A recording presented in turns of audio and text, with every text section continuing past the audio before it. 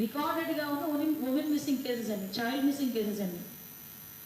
అంటే అవి మనం బేస్ చేసుకుంటే చాలా ఎక్కువ ఉన్నాయి. కొన్ని బయటపడుతున్నారు, కొంతమంది బయటపడట్లేదు. కొంతమంది ఫ్యామిలీస్ అయితే బయటకు చెప్పుకుంటే పరువు పోతుందని కొంతమంది తల్లిదండ్రులు కూడా చెప్పుకోవడం మానేస్తున్నారు.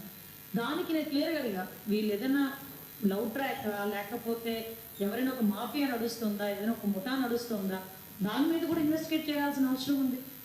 డెఫినెట్గా చేస్తాం, అది ఫర్దర్గా జరగకుండా చూసుకోవాలి. ఎందుకంటే ఒకటి ఆంధ్రప్రదేశ్లో ఉంటే ప్రొటెక్షన్గా ప్రొటెక్టివ్గా మేము హ్యాపీగా ఉన్నాం, భరోసాగా ఉన్నాం, భద్రతగా ఉన్నాం అన్న ఫీలింగ్ అయితే తీసుకురావాలండి. అదొకటే మా ఎజెండా.